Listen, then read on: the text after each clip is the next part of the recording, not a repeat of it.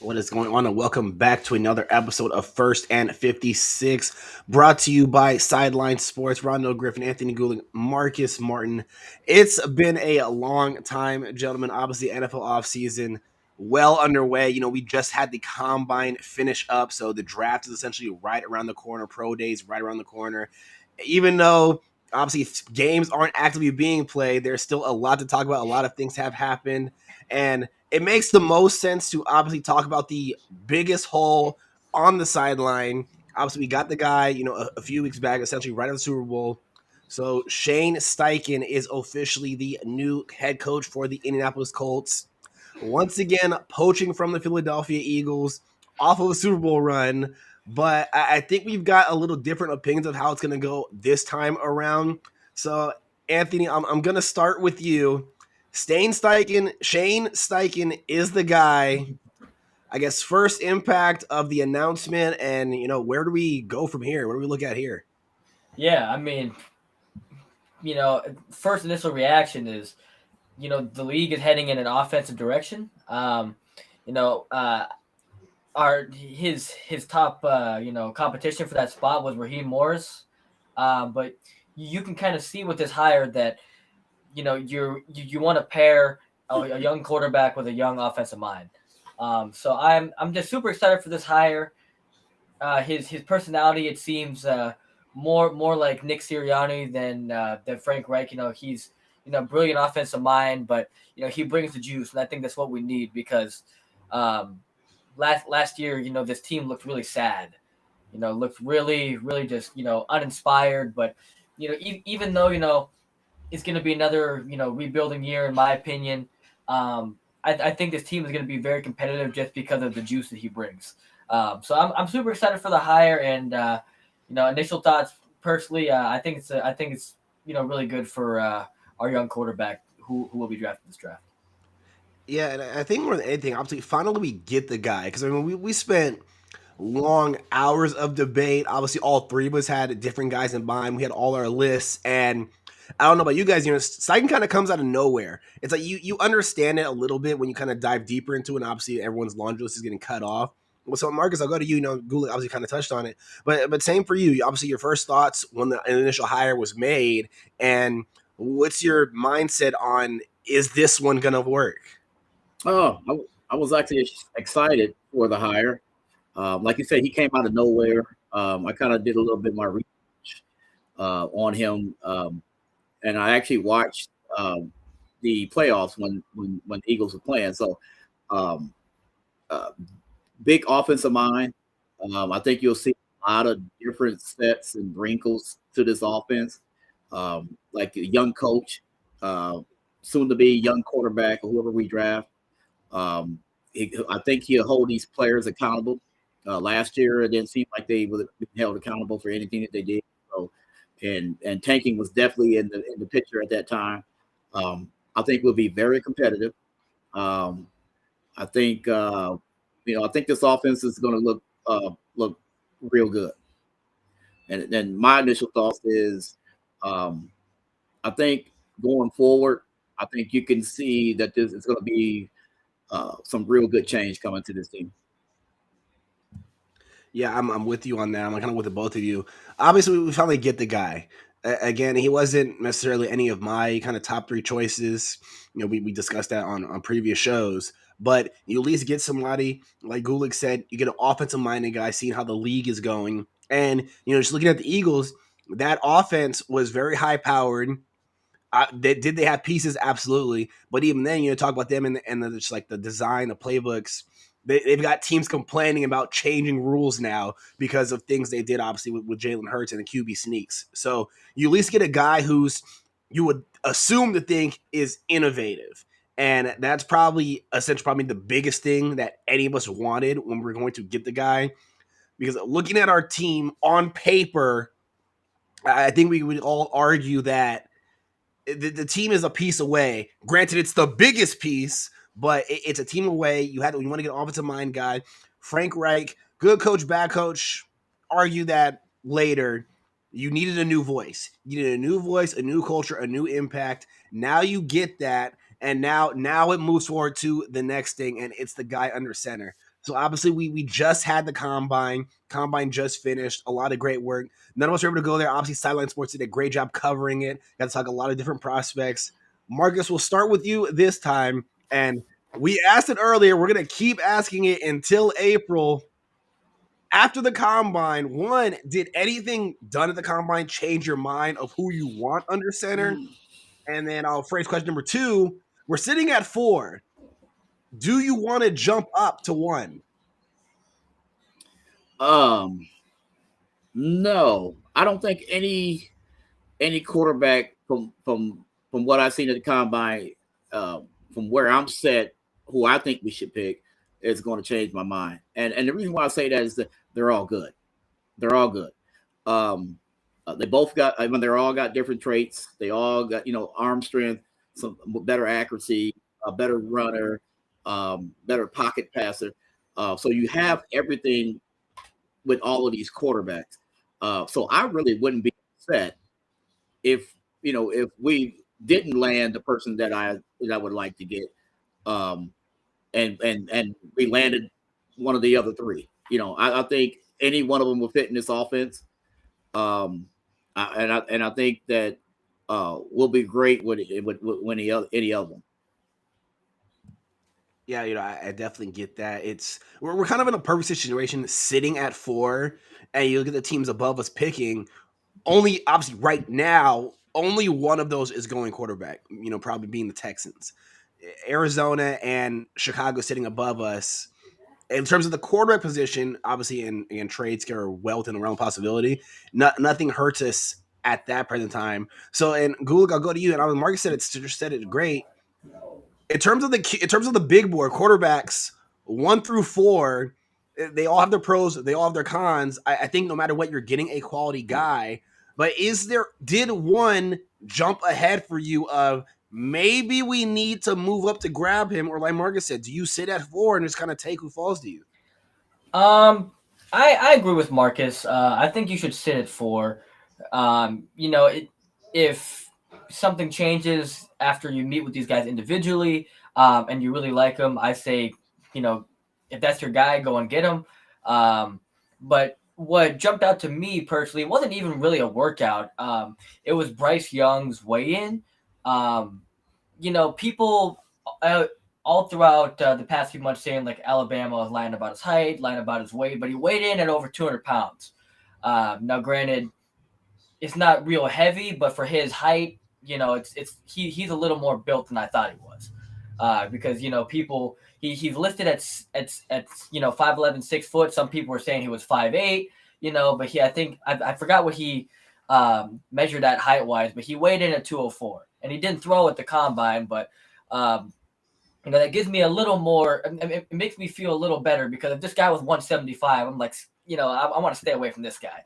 So it made me feel a little better about him. But it's like Marcus said. I think that we should stay at 4. Granted, just like you said, a few other teams are ahead of us.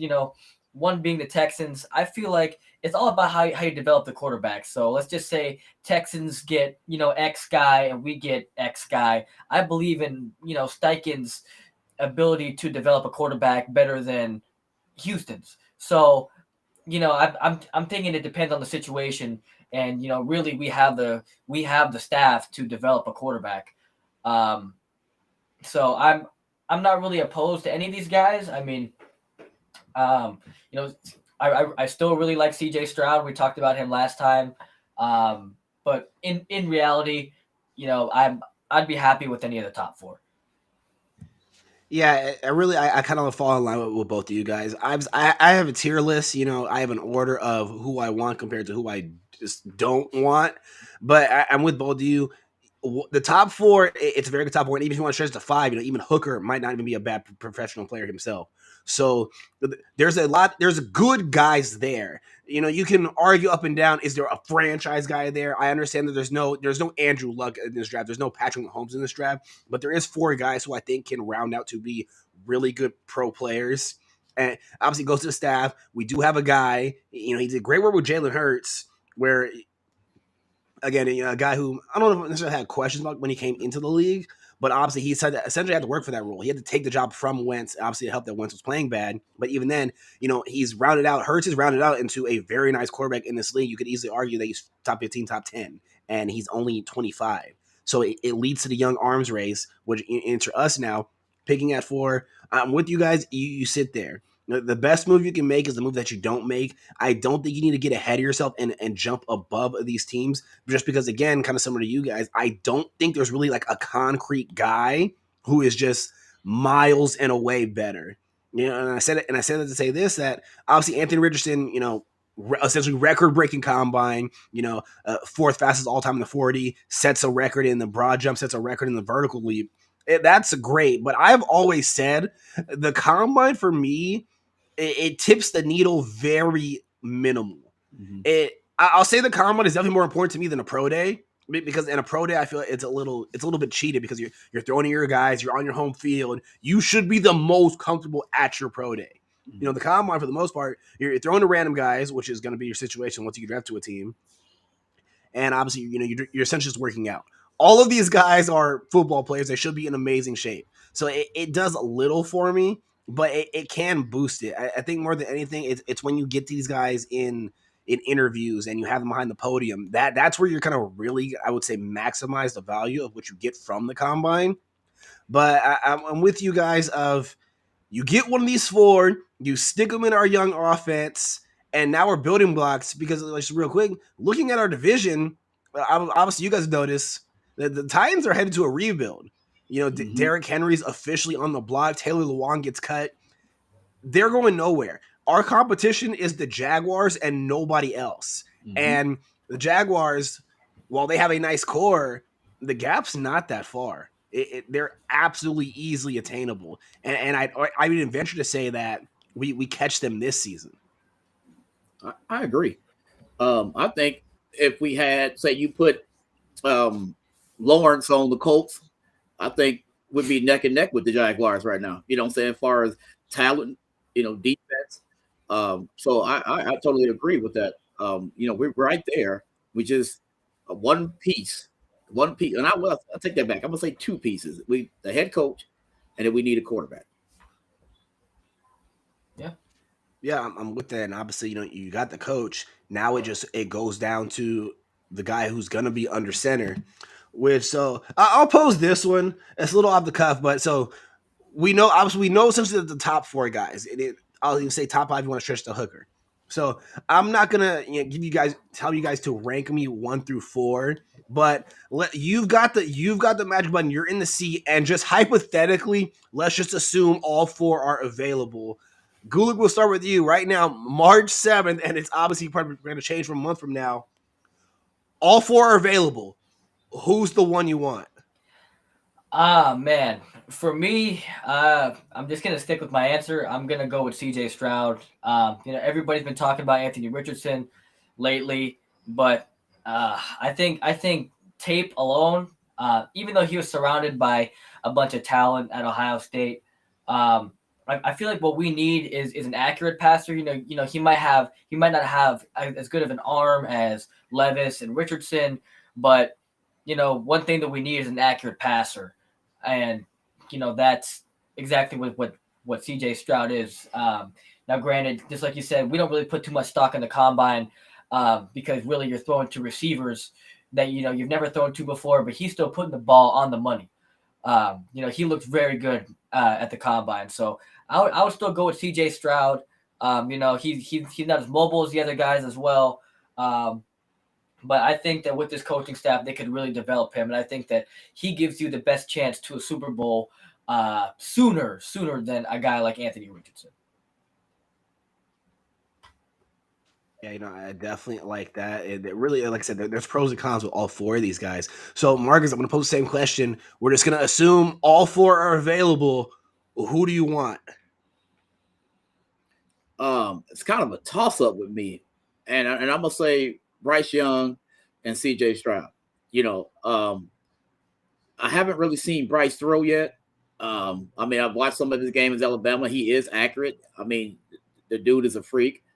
And I love CJ Stroud. I watched him at the combine. I mean, he was dropping dimes left and right. I mean, throwing the guys that he hasn't even thrown to before. And he was putting that ball on the money. I've never seen nobody that young throw an accurate pass, and it's like he was Peyton Manning all over again out there at the combine. So, but if I had to choose, and I had to press that button, and I got Bryce Young available, I think I'm taking Bryce Young. Yeah, I like it. I've probably talked the most negative about Bryce Young, just on an internet or even in person.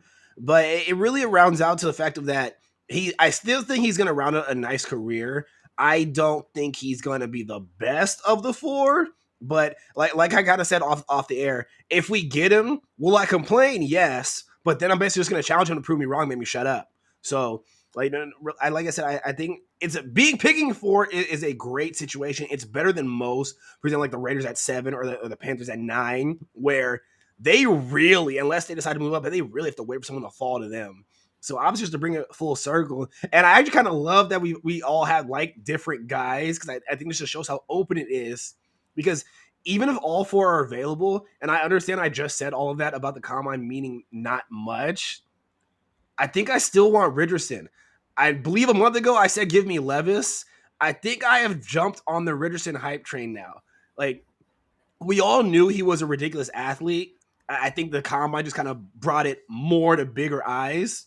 But I'm just looking at it from the factor of, like we talked about all last season, the NFL is moving into this league of where your quarterback needs an arm, but he needs legs. And obviously, I understand everyone's not Lamar Jackson and Kyler Murray. But when you have the opportunity to take somebody who is in that class, I think you absolutely have to do it. Then you mentioned JT in our backfield, our improving O-line, and now, again, a Pittman, who's a guy I'm big on. I think he could be vaulted into the top 10 with the right guy under center. You put Richardson in our backfield with JT, you're not doubling him anymore. And please give him one-on-one opportunities. So I think for me, all four available, give me Richardson. Just because lastly, obviously, you guys both talk about the accuracy with Stroud and Young. I forgot who says it, and it bothers me that I can't remember. But accuracy can be taught. You can absolutely improve that. And obviously, you look at the college numbers. Sure, Richardson's accuracy, I believe it was like 58.6, 54.6, if I can't remember off the top of my head. So I understand the accuracy problems, the turnover problems, but that's a thing that absolutely can be improved and fixed at the next level. And obviously go a little cheat code and head it up, but we got Stephon Gilmore on the other side. I mean, you're not getting many better mentors than that in terms of reading a defense or how to beat a corner. So I think you go with Richardson. The combine was great, but I just think that the physical standpoint of what he can do with the legs just vaults him higher to me than the other three guys. That's funny you said that, because I think the organization as a whole has shifted towards Richardson. I was reading the other day, he had a couple private meetings with the Colts, some workouts.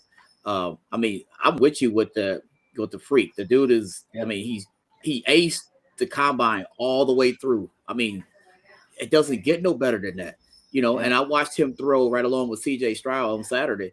And I mean, he missed a couple, but it wasn't, he maybe overthrew him, but the dude has a cannon. I mean, man, he can, I mean, he really can throw.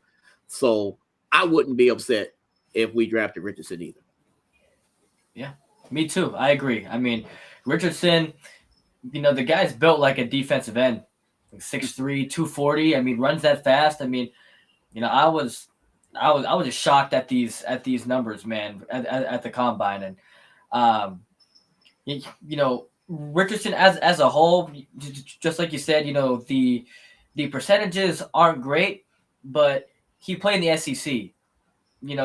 There's a lot of talk lately about when the last time a quarterback didn't perform well in college and turned out to be something in the NFL, and that was Josh Allen.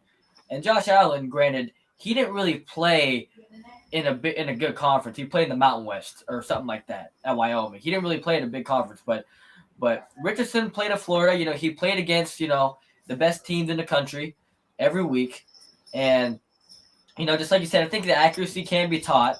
Obviously, he is a little raw. He's going to definitely take a year, but he could have the biggest upside. I think other guys like, Bryce Young and Stroud, they might have a higher floor, but Richardson could either be, out of the league or he could be an MVP. Now, granted, the MVP upside is something that you could want. So, I'm not opposed to any of these guys, really. Yeah, like I said, and it's going to be a debate. Like I said, it's March 7th right now. Draft's until April. It's going to change. Our picks might have been changed between now and the draft. And obviously, you still got pro days, and you still got those last kind of in-person interviews. And then even then, you probably still got the trade market because it's a possibility up in the air that picks could move around. I know the latest report from Schefter is that the Bears are not moving, but how many times have we seen teams, go back and forth when it comes to that? So a lot of opportunities. And even then, obviously, let's keeping the subject on quarterbacks. The offseason QB carousel is officially underway. So Derek Carr signed to the Saints. They've got their guy. Geno is back with Seattle. And, there's one. Daniel Jones. Daniel Jones has re-upped with the Giants. So we're picking at 4. We know the Texans are at 2. Raiders at 7 and the Panthers at 9. Now, we know it's well within the realm possibility that one of those teams could move up. But I'll start with you, Marcus, because I think there's still one more QB dom, there's a couple more QB doms still left to fall. Lamar Jackson technically is a free agent, but he did get tagged by the Ravens, and Aaron Rodgers is technically, I guess, still up for grabs available. One, I guess I'll pose it and kind of keep it kind of vague. Do you think that's going to have any effect on the 4 teams I mentioned or even any other teams that we haven't mentioned? I don't think so because none of the teams that actually are needy quarterbacks, none of those players are actually going to. So I don't think it has no domino effect at all. I just think more of, because I know Aaron Rodgers is supposed to be meeting with the Jets, I think sometime either tomorrow or Friday or something like that. So with that being said, maybe it might change the scenario and the division around. But other than that, I don't think it has a domino effect on the draft. Yeah, I'm with you on that. I think it changes things kind of outside of the draft and league wide, but I don't think it affects kind of that draft order. So I'm just gonna with Gula. I'm gonna switch it up on you because it's a little important. As of right now, officially on the roster is Matt Ryan and Sam Ehlinger. Now, obviously, there's talks about is Ryan getting cut? Is he getting shipped off cheap or whatever? But the question is going to be this. We're obviously assuming we're taking a quarterback at 4. So the question is, do you keep Ehlinger as the backup or do you go grab a veteran off of the market? Oh man, that's really a tough question. I mean, in my opinion, it depends on who you draft. So if you take Young or Stroud, I believe those 2 guys can start day 1. If you grab Levis or Richardson, maybe not. If you grab Richardson, I think it could be like a Mitchell Trubisky situation last year where he starts. Well, we pick up a veteran, he starts say 3 games, and then our rookie is inserted. A name that people have been mentioning lately is Marcus Mariota. If we are looking to draft Richardson, because I don't think he's ready yet, clearly not. If we draft Richardson, I could see us picking up Mariota for like a veteran's minimum, and then he starts, say, let's just give or take 3 or 4 games, and then Richardson plays the rest of the way. But otherwise, I've seen a lot of fans on Twitter. They want Jacoby back. I love Jacoby to death, but he's gonna want a little more money, and he wants to play a little longer than just say 3 games or 4 games. So I don't think this is the right time in his career. But a really likely situation for us is honestly just to keep Sam, draft younger CJ, and then cut Matt Ryan. I think Matt Ryan, he's headed off to retirement. He'll be sitting at CBS at the halftime shows. He won't be playing ever again. I think that he's done. Great career for Matt Ryan, but he's done. But I think that at this point he's got to be cut. It'll just be a weight lifted off our shoulders, because you don't really want to draft a rookie quarterback and then be stuck with Matt Ryan. So. Yeah, I think Matt Ryan's kind of NFL playing days are over as well. Whether he gets cut, traded, however they work something out, I agree with you though. I think if anything, he's definitely had his last day in a Colts uniform. So Marcus, I'll pose the same question to you, because it is a little bit intriguing of that. Do you go and grab a veteran to, like Luke said, be the makeshift starter a la Trubisky and Kenny Pickett, or do you rock with Sam Ehlinger and hand the rookie the reins? I think I would stick with somebody that's been around. I think if you draft, Richardson, I go with Ehlinger, for a few games, see where he's at, see how he's developed, in the offseason or whatever. Definitely would cut, Matt Ryan, or maybe even get maybe a 6th round, 7th round pick for him, or, whatever. Definitely get rid of him, save some cap space. But yeah, I would definitely probably stick with it. I don't know if I would bring anybody from outside in, far as a veteran wise. I'd bring somebody in that knows the culture. So I'd stick with Ehlinger. If we go with Richardson, but if you get CJ Stroud or Bryce Young, day one starter, just get rid of Matt Ryan. Yeah, I think we're consensus on Matt Ryan. I think Matt Ryan's done. Obviously, if we had a long talk about how that just didn't go the way anyone expected it to, like who said, a great career, Hall of Very Good, definitely not Hall of Fame, but rounded out a nice career. And I think, like you said, he's got a nice job waiting for him in a broadcast booth somewhere. And as for me, I guess I'm a little bit of a radical, because my mindset has just kind of been, I don't care. It doesn't matter who you draft up this for, but you bring him in. Ehlinger's the backup because he presents no threat of taking the job, and you just throw the rookie out there and let him have it. Because I've heard the arguments of, you need them to be coached and learn off the sideline. I'm not with that. The best experience they're going to get is playing on the field. I think you just throw them out there right there. And it's not necessarily throw them to the wolves, because they're going to have training camp. They're going to have preseason. They're going to have all of that to get acquainted with their teammates, learn the playbook, learn the system. And in our case, it's a new head coach. So he's learning with the offense all at once. And lastly, with the Ehlinger thing, I think your rookie in general is going to play best when he does not have to look over his shoulder constantly. So, Alex said, Ehlinger presents absolutely no threat. And I've always been against the notion that you need a quality backup. I mean, the saying goes, if you have 2 starting quarterbacks, you essentially have no starting quarterbacks. And I've heard the Jacoby arguments as well, and really kind of word for word, loved Jacoby, supported him massively when it was here. I thought he could be the guy. He's looking for a starting job. And by starting, I think he's looking for like a permanent starting job. If anything, like he takes like the Raiders job or something, somewhere where he can at least start for a few games. I don't think he wants to come here and essentially be a mentor again or be a spot starter again. And with the way he played last season, I think he at least earned an opportunity to at least fully compete for a job. A name I've heard also bringing in is Gardner Minshew, just because he would know the system.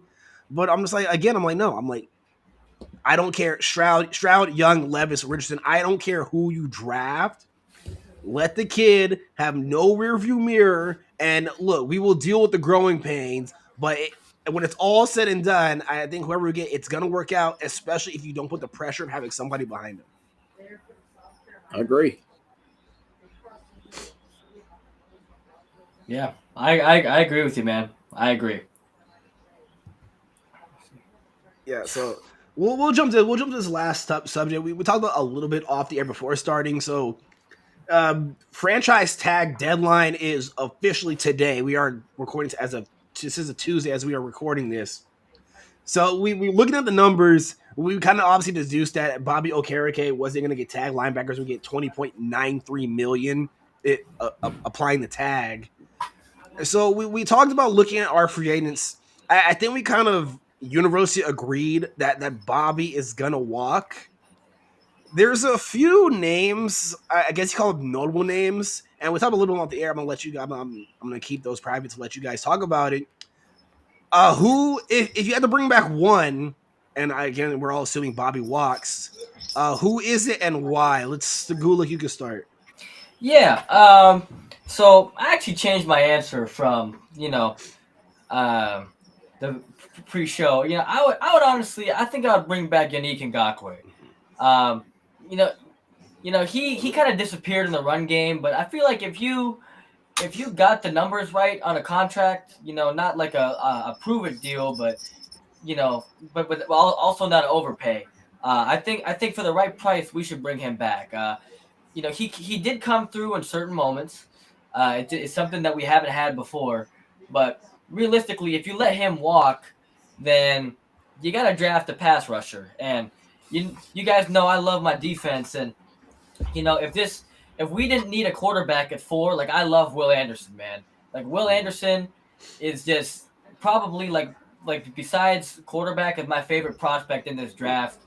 I really love like these big fast speed rushers, and I feel like free agency, Chris Ballard never really does anything. um Even last year with Ngakwe, he was picked up via trade, so I don't really see Chris Ballard really doing that. And last year we saw certain games, especially the Cowboys game where I was at, if you're not getting after the quarterback, your corner's got to cover longer. And the longer your corners cover, like more inconsistencies are going to come. Stephon Gilmore is, great corner. He's getting up there in age, but if he has to cover for 5 seconds, I mean, we even saw that in the Super Bowl. The Eagles really couldn't get after the quarterback, and then Bradbury, first team All Pro, was getting beat by guys like Juju. So I feel like you got to keep at least somewhat of an edge presence. So I would bring him back for the right price. Yeah, I'm with that. Obviously, when the trade was made, I was ecstatic. You were getting an elite pass rusher, a guy who has never had less than 8 sacks in a season for the length of his career. Led our team in sacks with 9.5. So came as advertised. Obviously, you mentioned his deficiencies in the run game, which obviously they're there, but like you also mentioned, he knows how to get after the quarterback. And if you're gonna do anything as an edge rusher, it better be that. But so I'm absolutely with you on that. I think he's probably imperative to bring back. You do have to be careful with the price because again, while he is a top pass rusher, he's not he's not like a Bosa brother or like a Khalil Mack or anything, but he is very good at what he does. And like I said before we traded him, he will at least get you 8 sacks. And that's a big number. So Marcus, we'll go to you. We know Bobby's walking. I think we'll all kind of be genuinely surprised if he does come back. But who's one name where he needs to come back? I'm gonna give it to you guys straight. I'm gonna say Tyquan Lewis. And the reason why I say that is because he's excellent in the run game. If you remember, before he got hurt, he was always first and second down player, and we would bring Unique in on third down for the pass rush. So when he got hurt, Unique had to play all 4 downs or 3 downs or whatever. But Tyquan was the best in the run game. And when Tyquan got hurt, that's when our run average went up because he had injured. So I'm going to say Tyquan Williams. I like it, and and even then, your depth guys are important, and you can never have too many edge rushers. Obviously, you can never. And you mentioned the fact we just talked about how Yannick Ngakoue struggles in the run game, so you've got to have a battery mate who can fix that hole. So obviously, I guess we're sticking with defense, and maybe I'm cheating, but you already know what's coming. You better bring back EJ Speed, or I will absolutely rage. Like we already know Bobby is walking. Perfect time for EJ Speed. We're getting a fully healthy Leonard. Zaire Franklin showed you that he is a top linebacker in this league. And I was talking about it off of Twitter. Zaire Franklin absolutely struggles in coverage. I get that. But the way that he finds the ball carrier, I don't care. So he can struggle coverage all he wants. It is EJ Speed time. You're gonna lose Bobby. So you better bring back a guy. He's gonna be cheaper than Bobby. He may not be able to do everything that Bobby can, but your starting linebacker core of Leonard, Zaire, and Speed, you're set. And the linebacker room for the past maybe like 3, 4, 5 years has probably been the most consistent of this Indianapolis Colts team in defense. Mm-hmm. So you better absolutely keep that guy since you are going to lose a quality guy in Bobby. I agree. Yeah, especially special teams wise, you can't lose him special teams. So. Yeah, definitely not even any. You mentioned the fact that we lost Bubba to the Browns, so you've got a new top guy coming in for there, and essentially a new unit. And with EJ Speed essentially quantifies what you always want from your low level draft picks, your pro players. A guy drafted in the 5th round, grinded as a special teams ace, worked his way to get starter reps, and now he's proven that he's a valuable member of the team. And again, Bobby's probably getting upwards in between a 15 and maybe like 23 range. You easily bring back EJ Speed for about half of that. Mm-hmm. And, okay, fine, I'll be biased. I say you're going to get similar if to equal production of what you got from Bobby. I'll think a little better because he's a little better cover linebacker than Bobby was too. So especially on linebackers. So yeah, so I think you're still getting almost the same, but just a little better tight end coverage when you want to use your linebackers. EJ Speed. Yep. I like that. And I'll throw this last one out here because I think we're all going to universally agree on it. So we'll close it off with it, talk about it a little bit. You bring back Chase McLaughlin. Yeah. We saw how our kicker struggle was for us, the last years of Vinatieri and then the hot rod, I'll call it, debacle. You bring in Chase, and similar to Badgley a year ago, absolutely money. I don't think we have any complaints about him missing kicks, not having the foot. And obviously with Rigoberto Sanchez, Chase McLaughlin can handle the kickoffs as well. So you kind of get an all around with that. I mean, unless you guys disagree, I say you bring back Chase. I agree. He was big. I love Chase. Very consistent kicker. Yeah. So yeah, I love Chase. Yeah, so I think that's gonna do it for this one. It's been a long time coming, obviously. So first and foremost, can't thank you guys all enough for tuning in and listening. You guys obviously heard at the beginning of the show. You saw the new intro. We are officially a part of the Sideline Sports team. You can catch all of our live streams coming to their YouTube channel. So definitely jump over there and give it a subscribe. You're gonna catch us on there real soon. Live streaming. You guys have wanted to comment, participate. We've made it easier for you. Now having a YouTube channel is going to be a lot easier for you guys to participate in those. We're going to have those coming rolling in pretty soon. Like I said, Pro Days right around the corner, draft right around the corner. We're going to have a lot more for you guys. So if you haven't already, also give them a follow on Twitter at Sideline Sport, the number 1. Make sure you're following us at Twitter at First and 56. And thank you for participating in all the polls that we've been throwing out recently. Like, obviously, absolutely love interacting with you guys any chance we get. And for a bunch of you who did throw comments down on the last few posts we did, we're going to read those to you on our next show. So be on the lookout for that. That'll also be our next live stream once again at Sideline Sports on the YouTube channel. But on behalf of myself, Gulick, Marcus, First 56 as a team, Sideline Sports as a network, we thank you guys for tuning in. We thank you for listening. And as always, we will catch you on the next one. It's 156. We are out.